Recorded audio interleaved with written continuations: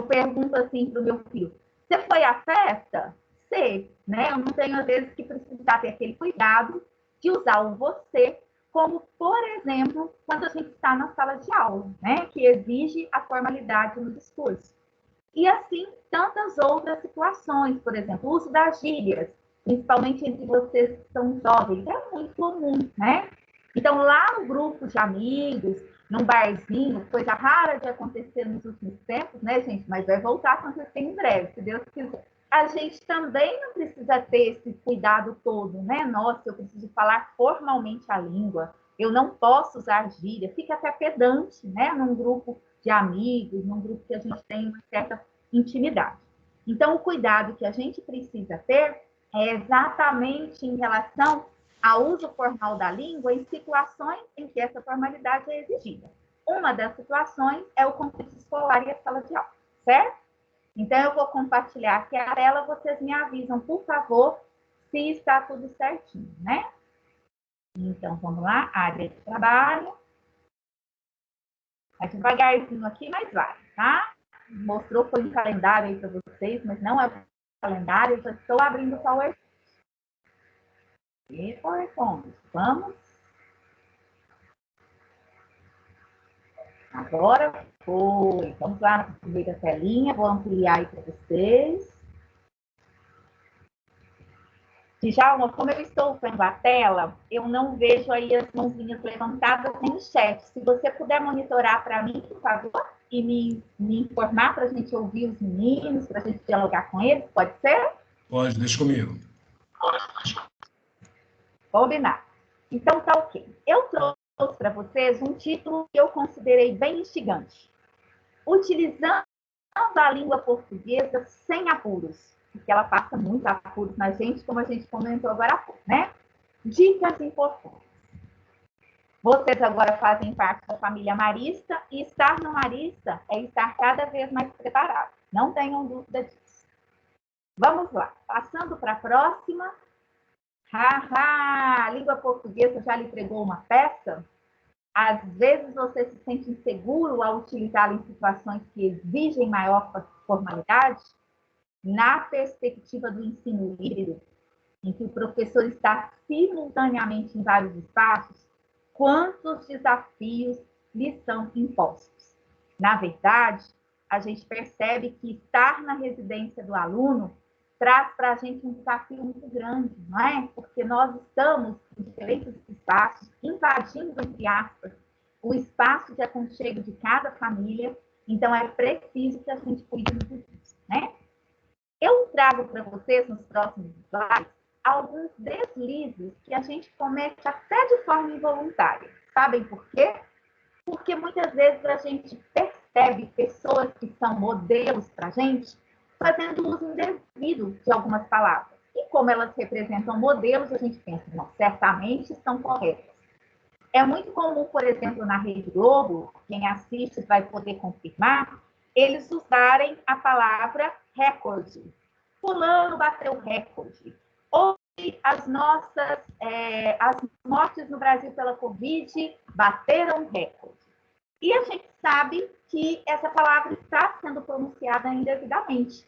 Até porque, se fosse recorde, ela teria que ter acento, né? Uma proparoxítona, todas elas são acentuadas.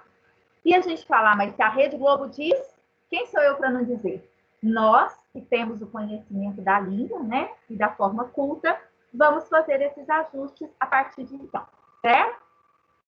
Nós podemos, inclusive, quando estamos numa situação de formalidade, não usamos a língua de maneira formal, comprometer a nossa imagem em relação às pessoas, com um olhar crítico que estejam conosco, e, por exemplo, nos encontros de formação que a gente faz no ambiente virtual. Então, é muito importante a gente ter esse zelo. Mas a gente pode se dar ao luxo de cometer alguns deslizes de vez em quando? Se a gente puder evitá-los, ótimo. Mas se a gente cometer um deslize ou outro, basta depois a gente reorganizar, né? A gente sinalizar, olha, fiz um uso indevido, vim aqui corrigir com vocês. Porque o importante é a gente aprender a cada dia. E não entender que a gente já aprendeu tudo, que a gente já sabe tudo. Até porque se a gente soubesse tudo, a gente não precisaria participar de momentos de formação. Eu sempre digo, como professora formadora, que eu atuei durante muitos anos, que eu mais aprendo do que ensino em ponto de formação. Porque é impossível nós estarmos junto com outras pessoas e não aprendermos com elas, né? Então, hoje nós vamos aprender juntos. Eu com vocês e vocês comigo, bom? Seguindo, nós vamos começar relembrando a pronúncia de algumas palavras. Na escrita, quase sempre a gente escreve de maneira correta essas palavras. Mas na pronúncia, é muito comum a gente ouvir, né, de forma indevida. A primeira delas é o subsídio. É com esse só a escrita. Mas entre parênteses, eu coloquei a pronúncia para a gente entender direitinho, né, como fazer. Então, se eu tenho o S e ele não está entre duas vogais, ele não tem intenção de dizer. Concorda comigo? Quando eu escrevo a palavra assim, A-S-A, como que vocês leem? Alguém fala para mim?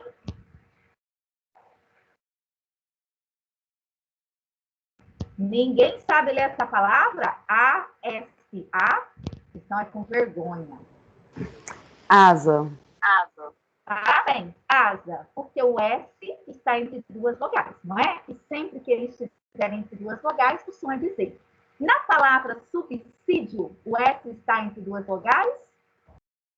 Não. Duas consoantes. E quantas vezes a gente ouve as pessoas falando subsídio, não é isso? Então, aprendamos. A palavra deve ser pronunciada assim, subsídio. Falamos agora há pouco, né, do recorde. Então, fulano foi para o livro dos recordes. Ele venceu o recorde mundial. Hoje estamos tendo um recorde no número de mortes pela Covid. Então, vamos esquecer a pronúncia, aquela que não é a devida, né? E utilizar a pronúncia adequada. Parte, né, do nosso aparelho aí urinário é o... Quem lê pra gente? Essa parte aí do nosso aparelho. Ureta. Urinário. Ureter. A gente tem o hábito de falar de outra forma. Eu nem vou falar aqui, para a gente não se confundir, né? O correto é a gente dizer ureter. Até porque, se fosse da outra forma, teria que ter acento. Porque todas as paroxítonas que terminam em R têm acento, não tem? Por exemplo, caráter tem acento? Tem ou não tem, gente? Caráter tem acento? Não. Caráter tem ou não? Tem no A. Tem no A. Por quê? Porque é uma paroxítona terminada em R.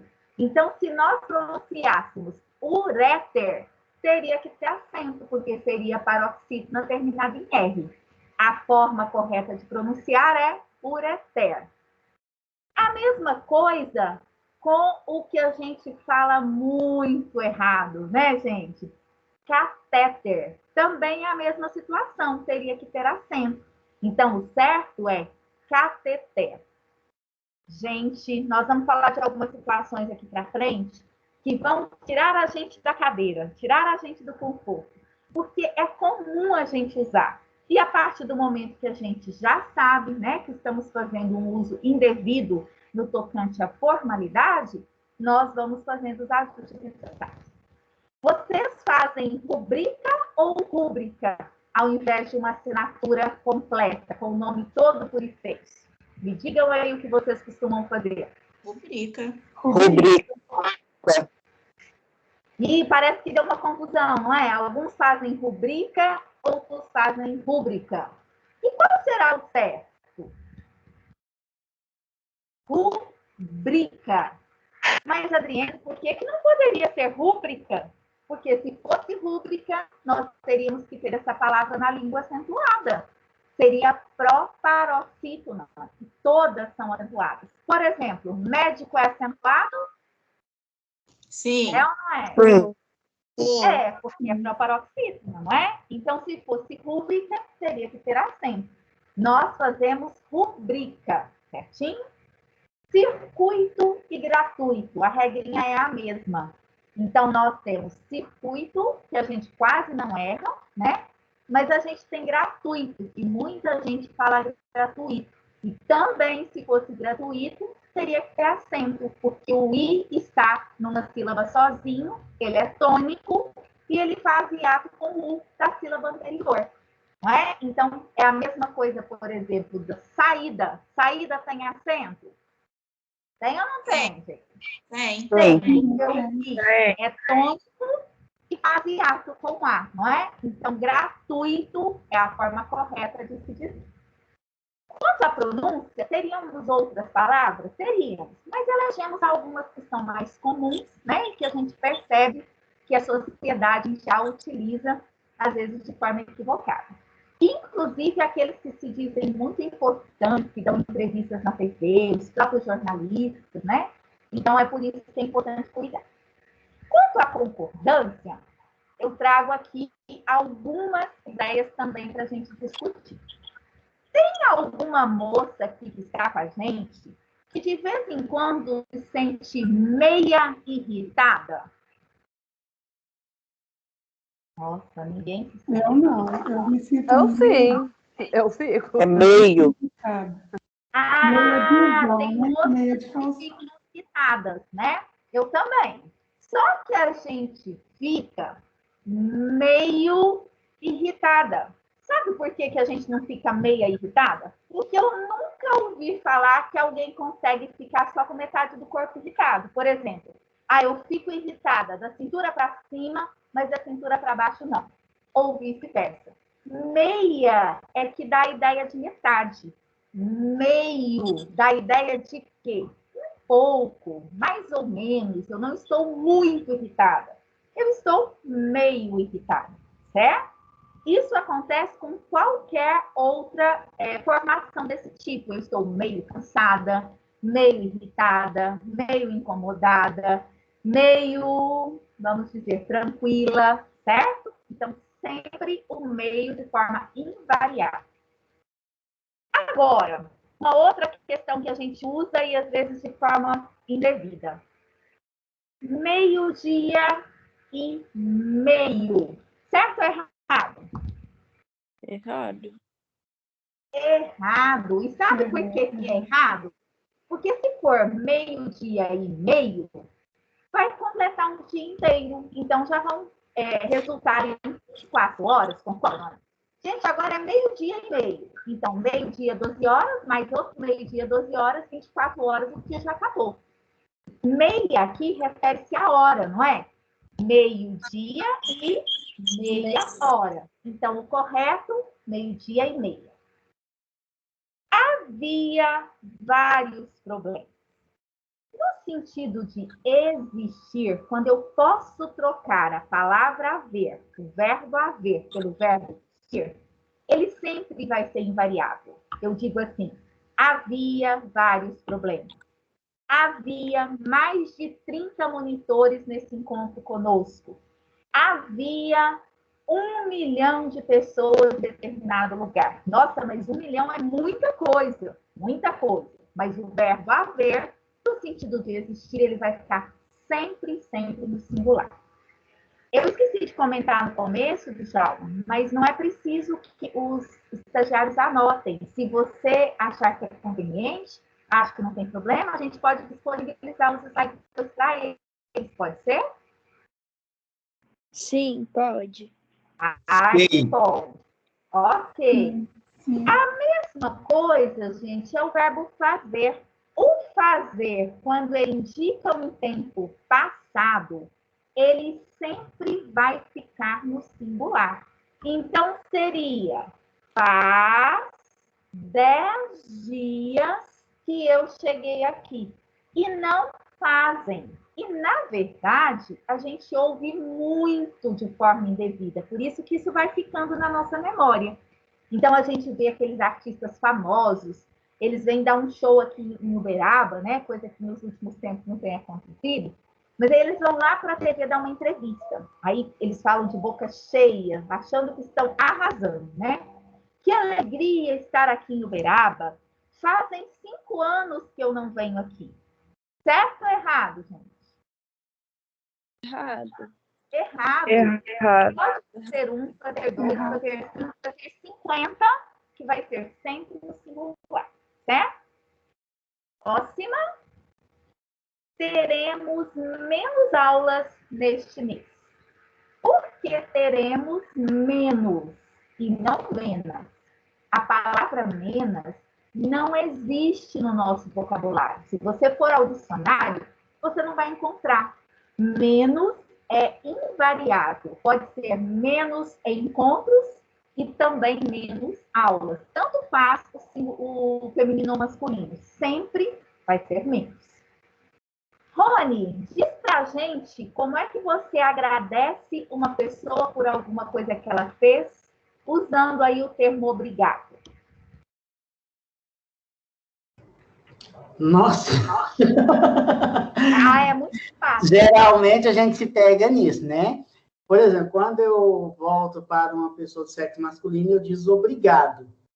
Quando eu me direciono para uma pessoa do sexo feminino, eu diz obrigada. Você faz assim. É isso? Isso. Mas você muda de sexo ou você fica com o mesmo sexo para agradecer alguém do feminino e alguém do masculino? Eu fico com o mesmo. Ah, então você não vai precisar mudar a palavra. Se você não muda de sexo, você não muda de palavra. Você diz assim, Adriene, muito obrigado pela sua explicação. Mas se essa explicação estiver sendo dada pelo Djalma, você vai dizer, Djalma, muito obrigado pela sua explicação. Sem mudar nada, porque você é homem, é do sexo masculino e permanece no sexo masculino para agradecer.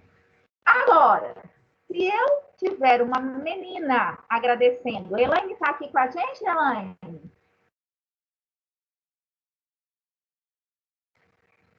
Não? Camila, quem pode me ajudar? Elaine, estagiária. Elaine, como é que você agradece, Elaine? Bom, eu falo obrigada, mas não sei se está correto. Certíssima, parabéns, porque é o mesmo que eu expliquei agora há pouco. Você não muda de sexo. Se você estiver agradecendo a um homem ou a uma mulher, você vai dizer sempre obrigada, certo? Parabéns para você. Somos 3 aqui em casa. Somos 2, somos 5, somos 9, somos 4. Na minha casa, somos 4. Porque essa preposição em, ela não se aplica nesse contexto. Nós não somos em 3, em 4. Nós somos 3, 4, 5, 10, né? Hoje é dia 10. Hoje são 10. Ou ainda, hoje é 10, se estiver implícita a palavra dia. A gramática recomenda que a gente faça esses dois usos, né? Ou um deles, claro. Então, vamos imaginar. O dia de hoje é o dia 20, não é isso? Como que a gente poderia dizer isso? Alguém me ajuda? Dizeria, hoje são 20. Certinho. E outra possibilidade? Hoje é dia 20. Certíssimo. Então, a gente tanto pode usar de uma forma quanto de outra, variando o verbo, né? Se a gente falar a palavra dia, a gente usa o verbo no singular. Se a gente não disser a palavra dia, o verbo fica no plural, concordando com o dia, né? Hoje são 10, são 20, são 31 e etc. Se tiver muito rápido, pessoal, me dá uma freadinha aí, tá? Eu falo com mais calma, porque tem muita coisa que eu trouxe e eu não quero extrapolar o tempo de vocês também. Estou até sem relógio por aqui. Se alguém ver que eu vou extrapolar muito, me avisa. Porque eu fico empolgada falando de língua portuguesa, viu, gente? Vamos lá? Tem um áudio aberto. Quanto ao emprego dos pronomes, alguém aqui é índio? Tem alguém que é índio aqui no nosso grupo? Não. Não, a gente só tem herança, né? Herança genética. Sim. Se tiver índio aqui, não tem problema usar o min, porque na língua dos índios fala-se dessa forma mesmo. Min não fez nada, Min vai fazer isso. Por isso que eu perguntei, porque pode ser que entre nós, né, tivesse algum indígena. Uma vez que nós não somos indígenas, nós temos que dar sempre o eu antes do verbo. Porque mim não faz nada. quem faz alguma coisa sou eu, é você, somos nós, é ele, é ela. Então, eu digo assim, para eu fazer a tarefa, precisei consultar o meu livro. Para eu falar em público, precisei escrever o meu discurso. Para eu estudar, precisei organizar um espaço silencioso.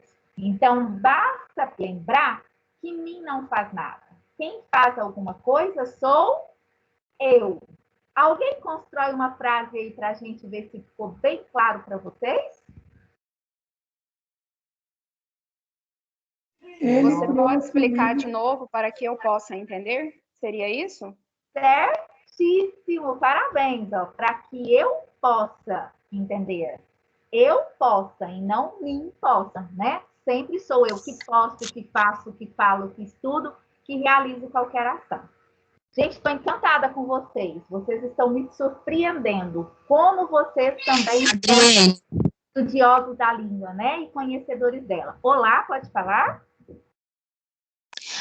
O mim também, mas assim, o mim pode ser utilizado no final de alguma frase? Ah, nós já vamos falar disso. Pode sim, muito bem lembrado. Olha aí. Este livro é para mim. Por que não é para eu? Porque não tem verbo depois. Nós não aprendemos que o eu é para finalizar o verbo que vem depois? Porque eu é que leio, eu é que estudo, né? Este livro é para eu ler. Não há nada entre mim e você, ou entre você e mim.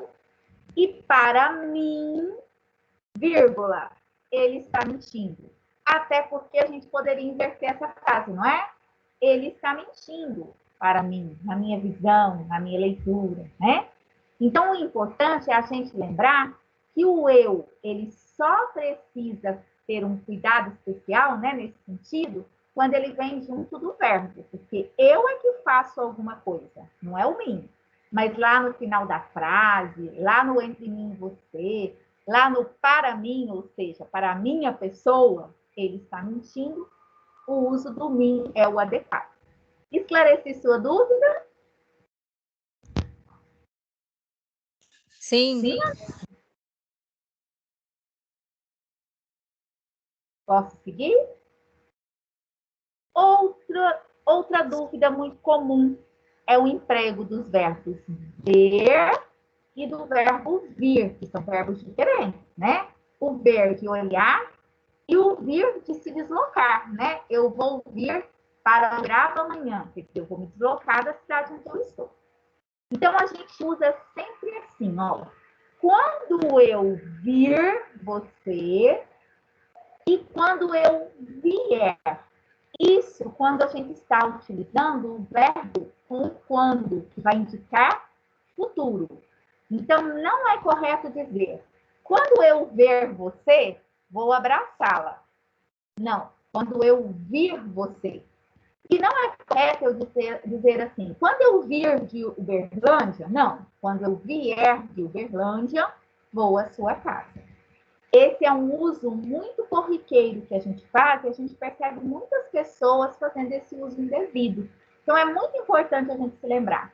Sempre quando eu vou usar no futuro com quando, é quando eu vir você, no sentido de te ver, e quando eu vier, no sentido de me deslocar de um lugar para outro. Certo? Perca ou perda? Perca é verbo. Então, por exemplo, eu digo para vocês, não percam as esperanças. Dias melhores virão. Do verbo perder, para que nenhum de nós possamos perder, né, a esperança. Agora, perda é um substantivo. Por exemplo, eu tive uma perda salarial neste mês. O que significa isso? Eu tive uma perda salarial. Quer dizer, eu perdi parte do meu salário. Mas a palavra perda é um substantivo, porque, inclusive, ela tem um artigo que acompanha, não é? Eu digo o quê? A perda ou o perda? A perda. A perda é um substantivo feminino, não é isso? E o substantivo é perda, o verbo é perca, do verbo perder. Então, não perca as esperanças, não perca o horário do ônibus, certo? Qualquer coisa me interrompam, viu, gente? Não se Ai, perca pelo caminho. Repete, por favor. Cortou Não a sua se fala. perca pelo caminho. Isso, não se perca pelo caminho, porque você está se referindo ao verbo perder, né? Quer dizer, fique atento, não se perca pelo caminho, tá? Agora, perda é o substantivo, por exemplo. Nossa, estou muito triste pela perda, por ter perdido, né? O meu pai, por exemplo, né? Pela pessoa falecida. Vamos para regência. Eu adoro falar de regência. Gente, esqueci do trazido e do trago. Esse é muito bom, né? A gente usa muito. Quando eu falo trago, eu estou usando o verbo no presente do indicativo. Aquilo que eu estou fazendo agora. Agora, eu trago para vocês esses slides para compartilhar. Agora, eu trago para vocês informações sobre a língua portuguesa. O trazido é o verbo no particípio. E, geralmente, ele vem numa locução verbal, com dois verbos. Então, por exemplo, no final dessa aula, eu digo para vocês, espero que eu tenha trazido conhecimentos novos para o grupo. Porque eu usei numa locução verbal o verbo ter e o verbo trazer juntos, compondo uma locução. O trago, eu não usei numa locução verbal, eu usei para indicar uma ação deste momento, de agora. Agora, eu trago, por exemplo, meus filhos para brincar. Agora, eu trago conhecimento sobre língua portuguesa para vocês, certo? Então, o trazido na locução, o trago para indicar o presente agora, o presente indicativo. Disse que vamos falar de regência. A regência, ela prega muitas peças na gente. Querem ver? Vocês aqui têm namorado ou namorada? Alguém que tenha namorado ou namorado, sinaliza para a gente, por favor. Não vou perguntar para vocês quem é, como é, vocês não vão precisar falar dessas particularidades, não. Só quero saber se vocês têm namorado. Quem tem e pode falar para a gente. Ou namorada. Gente, nós vamos precisar fazer uma festa, né? Namorido vale. Vale, namorido. Não tem problema. Pode ser. Eu achei que a gente ia ter que fazer uma festa depois que acabasse a pandemia para ver se a gente consegue arrumar uns namorados, umas namoradas desse povo, porque vocês não querem namorar mesmo. Ixi, que silêncio, meu Deus. Eu já tenho meu namorado, então eu não vou na festa. Ótimo. Então, nós vamos considerar você que tem o seu namorado. Como que é o nome? Ana Cláudia. Ana Cláudia. Como que você vai fazer para nós essa construção? Eu vou te dar duas opções. Você se importa de falar o nome do seu namorado ou é inconveniente para você? Não, de boa. Pode falar? Então, fala para a gente, por favor. Júlio. Júlio. Então, você diria assim para a gente. Eu namoro o Júlio ou eu namoro com o Júlio? Eu namoro o Júlio. Você namora o Júlio. Ok. Alguém aí que não quer contar o nome do namorado, da namorada, do namorido ou da esposa, por exemplo, diria também como Ana Cláudia? Eu namoro o fulano, eu namoro a fulana. Tem alguém que diria com? Eu namoro com o João, namoro com o Pedro. Eu diria, eu namoro com o Averildo. Eu também eu falaria também. Eu namoro com o. Eu usaria com o. Gente, vou contar uma coisa para vocês. Já foi comum namorar com outras pessoas. Hoje não é mais. Como assim, Adriene? De repente isso mudou? Vocês querem ver que mudou mesmo? Lá na época dos nossos avós, vocês são mais novos que eu, talvez dos bisavós. Lá na época deles, vocês ouviam falar que quando eles iam sair para fazer um passeio com o namorado ou com a namorada, para passear com o namorado ou a namorada, eles tinham que levar uma vela? Ou a irmã mais nova, ou o primo. Vocês já ouviram falar dessa história ou só eu sei disso? Eu já tive que fazer isso. Pois, então, eu tinha que levar minha irmã. Eu tinha que levar minha irmã. Pois então. namorar com era uma coisa comum naquele tempo. Por exemplo, você que disse que tinha que levar sua irmã, você diria assim: eu namoro com a minha irmã. Ou seja, quando você e seu namorado saem juntos, a irmã tem que ir junto. A sua família não permitia que a sua irmã não fosse. Então, namorar com não é o sentido de estar namorando alguém.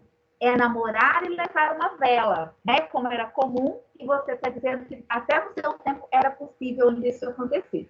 Então, eu dizia assim, eu namorava com a minha irmã, ou seja, nossa, mas era chato. Eu tinha que sair com o namorado e sempre levar a irmã, não podia sair sozinha. Quando a gente namora alguém. Então, é isso mesmo que a Ana Cláudia disse. Eu namoro o Júlio.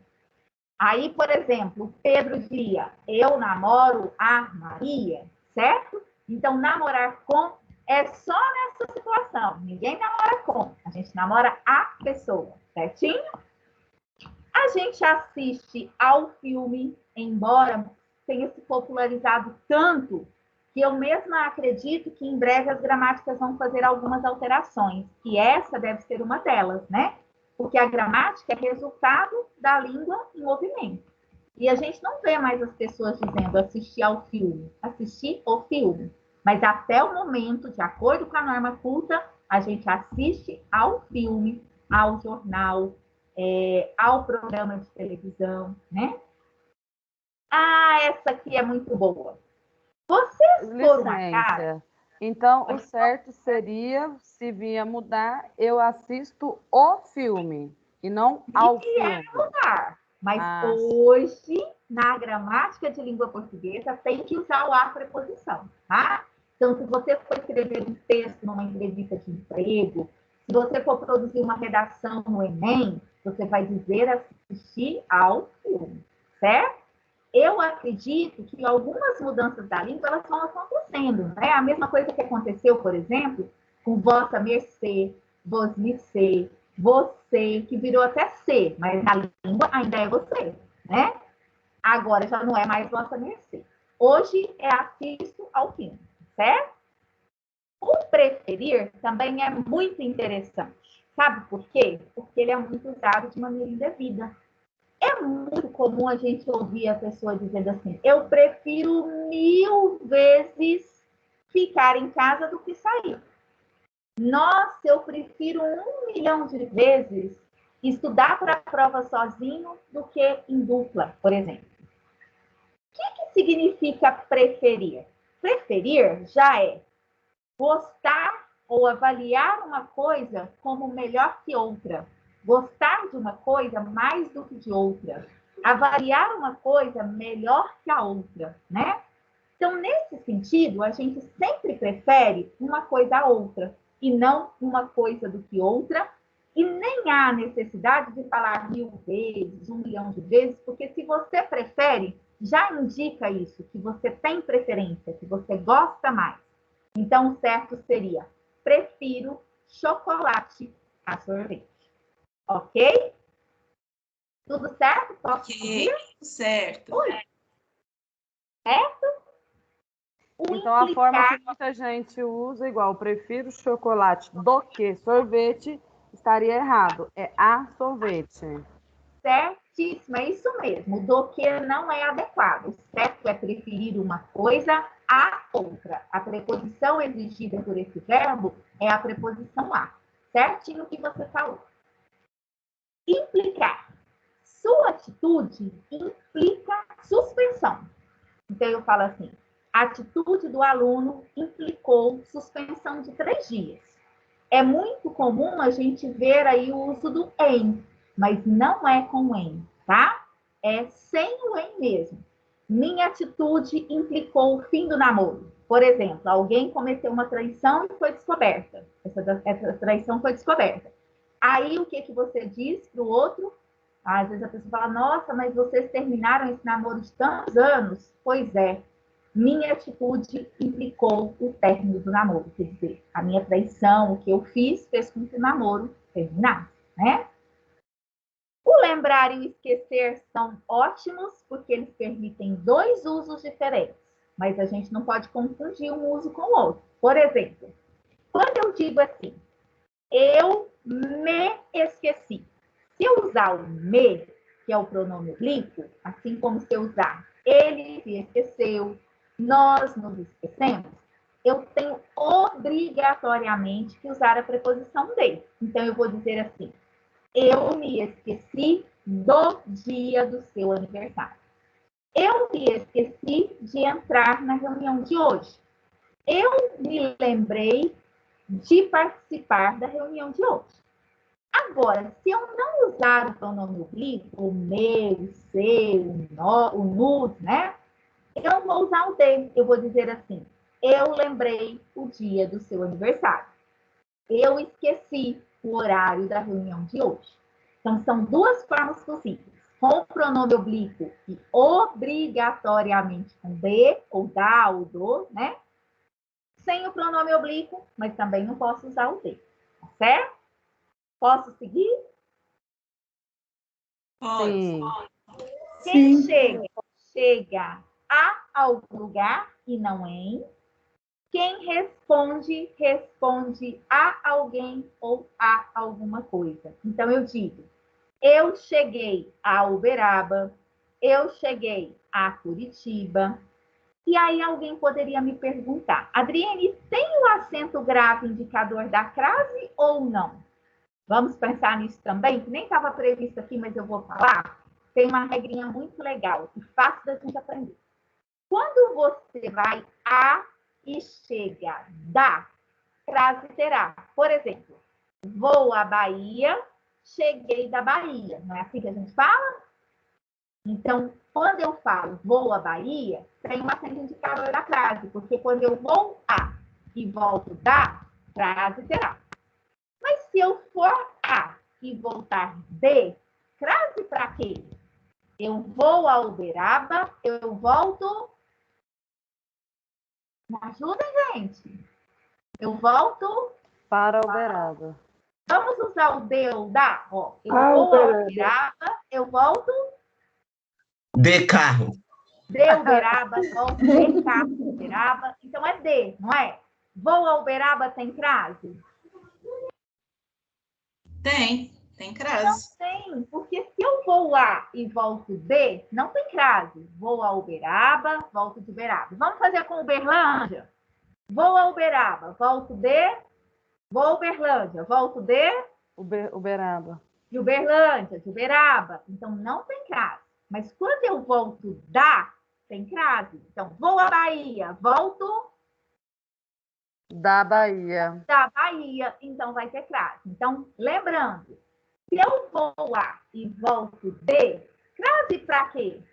Se eu vou lá e volto da, terá. Certo? Responder. Você pode repetir essa frase, por favor?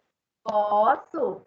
Quem vai a e volta de. Não, é essa que você ensinou sobre a crase. Isso é. Se eu vou lá, eu volto de, crase para quê? Crase para quê? Ou seja, não vai ter crase. Se eu vou a e volto da, crase terá. Tem que ter crase. Tá certo? Deu certo aí de anotar? Mais ou menos, pode ir que eu consiga entender. Ok. Deu certo? Quer que repita? Fala uma frase com dá. Com dá? Isso. O da Bahia, você anotou? Vou à Bahia, volto da Bahia, porque é pouco comum, né? Vamos pensar um outro aí com dá. Bahia, Pernambuco é D, Maranhão é D. Vamos me ajudar a pensar aí. Uberaba é D. Vou a Minas Gerais, volto de Minas Gerais. Alemanha, vou à Alemanha, volto da Alemanha. Certinho. Vou à Alemanha, volto da Alemanha. Vou à Itália, volto da Itália. Com os países ficou mais fácil, né? Muito bom. Deu certo aí, gente? Responder ao questionário, né? Quem responde, responde a alguma coisa. Gente, essa língua tem muita coisa boa para a gente aprender, não tem? Vou seguir aqui. Próximo. Ih, gente, será que travou? Está passando para vocês? Não. Não. Tá bom. Pessoal, eu vou fazer o seguinte, eu vou parar o compartilhamento e tá... Agora passou, né? Isso, agora passou tudo de uma vez. Então, um pouquinho, voltou. Vocês estão vendo 6? Sim. Então, voltou certo. Porque deu uma travadinha aqui, mas vamos lá. Nós temos aí alguns falsos sinônimos. Nossa, tanto faz escrever afim junto ou afim separado. Acerca de junto ou acerca de separado. Não é tanto fácil. Se você escrever junto, você dá um sentido. Se você escrever separado, você dá outro. Então, é preciso se atentar para isso. Afim junto é quando eu tenho uma afinidade com uma pessoa. Eu falo assim, ou com uma pessoa, né, ou com alguém, ou com alguma atividade. Eu coloco. Para ser aprovado, o projeto precisa ser desenvolvido em uma área afim. Uma área semelhante à outra. Por exemplo, um projeto de ciências da natureza. Ele pode ser desenvolvido por uma disciplina de geografia, por exemplo, na área de humanas? Não, são coisas diferentes, né? Então, área afim é uma área semelhante. Quando eu falo do afim separado, é a mesma coisa que estar dizendo assim, com a finalidade de eu estou com vocês nesse sábado, a fim de estudarmos um pouco sobre língua portuguesa. Junto ou separado? Separado? Separado. Certinho, porque eu tenho essa finalidade, esse objetivo, né, de estudar junto com vocês a língua portuguesa. Agora, vamos pensar no afim junto. Eu falo assim, Ana Cláudia e eu temos ideias afins. Por que é junto? Porque as nossas ideias são semelhantes. Nós temos afinidade entre nós. Por isso a gente pensa parecido, né? Então, essa é a diferença. A gente usa muito mais o afim separado, né? Na língua portuguesa é muito mais comum a gente fazer uso do afim para indicar finalidade. Não é isso? Acerca de. Acerca de é uma distância aproximada. Eu falo, minha casa fica a cerca de 20 quilômetros da casa da Ednaele. Minha casa fica a cerca de 3 quilômetros do centro da cidade. Acerca de é aproximadamente. É uma distância aproximada. Acerca de junto é sinônimo de sobre. Eu vou falar com vocês acerca de usos da língua portuguesa. Junto ou separado? Junto. Porque é a mesma coisa que sobre. Eu vou falar sobre usos da língua portuguesa. Certo? Então, quando eu vou falar de algo estar junto, seria acerca junto, né? E quando eu vou falar de distância, algo parecido, ele vai ser separado. Isso. E ainda a gente tem um outro uso, que é o acerca com H, que é indicando um tempo passado. Há cerca de 10 dias, eu fiz prova de matemática. Há cerca de um ano, eu fui a um show. Foi o último do qual eu participei, né? Aí é para indicar tempo passado. Esse H aí, né? H, o A com H, representa o tempo passado. Certinho, moçada?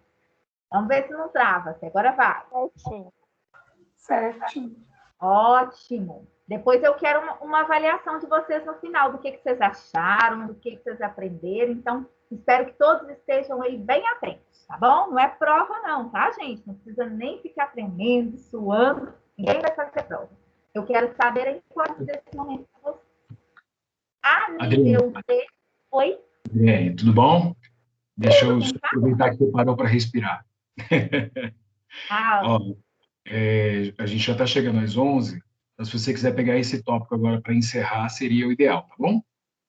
Certinho. Se você não fala de já acharia que sim, estava por volta de 10h20. Tanto que eu fico empolgada com a língua portuguesa, você percebeu? Tá muito legal. Tá muito legal mesmo. A gente precisa respeitar o tempo. Com certeza, eu não tenho dúvida disso, é importante. Então, nós vamos fechar com esse. Aí, Djalma, a gente pode marcar um próximo para a gente concluir rapidinho. E fazer aquela outra coisa que eu comentei com você, que eu acho que eles vão gostar muito. Depois eu falo aqui para eles ficarem com gostinho de quero mais. Pode ser? Pode. Então, tá bom. Então, a gente tem a nível D ou em nível D. Esse é bem fácil, bem simples. A expressão em nível D, a gente usa quando a gente está se referindo a âmbito, a algum aspecto. Por exemplo, a pesquisa será realizada em nível de direção. Só esse grupo da direção é que vai participar. Os professores não participarão. Então, eu tenho um grupo específico, e a gente ouve muito de forma equivocada. Essa pesquisa será feita a nível de direção. Não, a nível, gente, tem a ver com altura. A gente usa a nível para se referir, por exemplo, a nivelamento. Por exemplo, essa cidade está ao nível do mar. No mesmo nível, nem mais alta, nem mais baixa, né? Então, quando eu estou me referindo a um aspecto, a um grupo, é sempre em nível D. Vou me reunir com pessoas para verificar tal assunto em nível de coordenação. Só coordenadores vão participar. Diretores, professores, outras funções, outros cargos não participarão. Bom? Pessoal, eu vou pedir licença a vocês aqui para interromper o compartilhamento de tela. Tem muita coisa boa ainda, viu, gente, para a gente ver. E vou voltar aqui para que eu possa ver vocês. Só um minutinho, que eu estou interrompendo aqui. Meu computador está lento. Mas já vai dar certo. Parei o compartilhamento? Parou aí para vocês? Sim. Ótimo. Então, agora nós vamos seguir. Olhando aqui no relógio 11h01, e olha que eu sou pontual, não gosto de atrasar, viu, Djalma? Mas eu vou pedir só 4, 5 minutinhos para a gente terminar. Eu tenho por hábito, sempre que eu trabalho com formação, que é algo que eu gosto muito de fazer, terminar o encontro pedindo uma avaliação. Por quê? Porque como professora formadora, aquilo que não é bom é um compromisso nosso melhorar para as próximas edições, não é? E aquilo que foi bom, a gente fala, opa, vale a pena repetir. Então, o interesse é esse, repetir o que é bom e melhorar o que não foi bom. Para isso, eu vou pedir que, enquanto eu conto para vocês o que espera por vocês em abril, cada um de vocês acesse o chat, por favor, da turma, e escreva com uma palavra, se for possível, ou com uma frase curtinha, o que este encontro de hoje representou para você. É como se você fosse completar a frase assim. Este encontro para mim foi, e aí você escreve. Combinado? Enquanto vocês escrevem, eu falo aqui com vocês sobre o nosso próximo encontro. Se for em abril, Djalma, ótimo. Se não for, a gente reveza e eu volto depois. Bom? Sábado que vem, por favor. Essa aula foi linda. Por favor, Adriene. Excelentíssima. Então, nós vamos combinar. Nós vamos dar um prazinho e a gente fala com vocês de novo. Para o próximo ponto, a gente se propõe a terminar rapidinho esse material e a fazer um trabalho muito interessante. É uma das aulas que eu mais gosto de trabalhar, que é a questão da ambiguidade, do duplo sentido, da polissemia, dos muitos sentidos que uma mesma palavra pode ter na língua. E aí a gente vai falar também, nesse sentido, sobre textos não verbais. Quando a gente vê uma imagem e pode analisá-la de diferentes formas. Será que isso é possível? Eu posso garantir para vocês que é. E nesse encontro nós vamos, além de aprender, nos divertir muito. Fica combinado assim? Eu vou acompanhar aqui pelo... Lembrando que faz parte do letramento, né? Da ideia de letramento. Os vários tipos de leitura.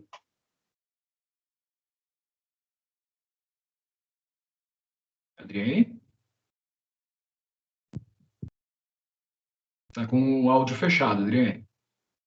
Ah, perdão. Travou.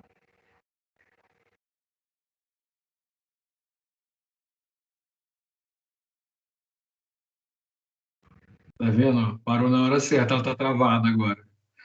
Acho que agora vai, gente. Vamos lá. Travando aqui, eu abro ele e fecha. Quando a gente estuda a BNCC, que é o documento maior, né, que rege o nosso trabalho, a gente percebe o letramento sendo enfocado o tempo todo, né, que o Djalma bem lembrou. Então, é importante para qualquer área de conhecimento, não só para a língua portuguesa, né, o letramento em todas as áreas do conhecimento. Vou ler aqui rapidinho o chat para eu ver o que eu preciso mudar para o próximo. Alexander, gratidão. Rony, ou Roni, não sei, eu chamei de Rony o tempo todo. Se eu falei errado, me corrija. Maravilhoso. Gessiara, enriquecedor. Monitor 2 do ensino médio também. Quem é o monitor 2 do ensino médio? Só para eu me lembrar aqui, por favor, o nome. É Elaine, não é, Elaine, uma delas? Elaine, Ariane. Sim. Ariane. A Luane, essencial. O monitor 3 do F enriquecedor. Maravilhoso, de muito aprendizado, muito enriquecedor, importante, obrigada, gratidão, conhecimento. Adriene, já estou ansiosa para a próxima formação. Eu também. Gratidão por compartilhar seu conhecimento conosco. E vocês por compartilharem o conhecimento e o tempo comigo. De muito conhecimento. Posso pedir para vocês todos abrirem a câmera para o Djalma fazer um print para a gente? Pode, Djalma? E mais que isso, eu sempre termino meus encontros assim. É fácil a gente organizar esse tempo num sábado para participar? Não é para ninguém, com certeza. Mas o fato da gente se organizar para isso, a gente falar, acho que vai valer a pena, significa que nós estamos um passo à frente daquele que diz assim, sábado? E nem vem com essa para mim. Formação? Não, estou cansado, não quero estragar a minha vida, não. Você que optou por estar conosco merece muitas palmas. Eu quero ver todo mundo se aplaudindo com áudio e vídeo aberto.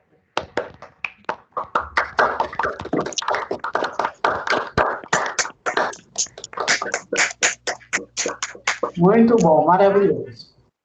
Um excelente sábado para vocês, um excelente final de semana e que em breve nós possamos estar juntos virtualmente de novo, mas presencialmente também. Beijão para cada um. Tchau, Adriane, com Deus. Beijo, Adriane. Obrigada por tudo. Ótimo final de semana. Obrigada. Tchau, obrigada. Obrigado, gente. Bom descanso, bom final de semana. Tchau, obrigada. Tchau. Obrigada. Tchau. Obrigada. Obrigada, fiquem com Deus. Tchau, tchau.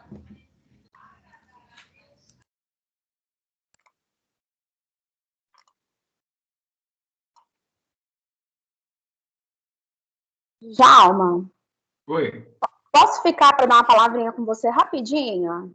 pode, deixa eu parar a gravação.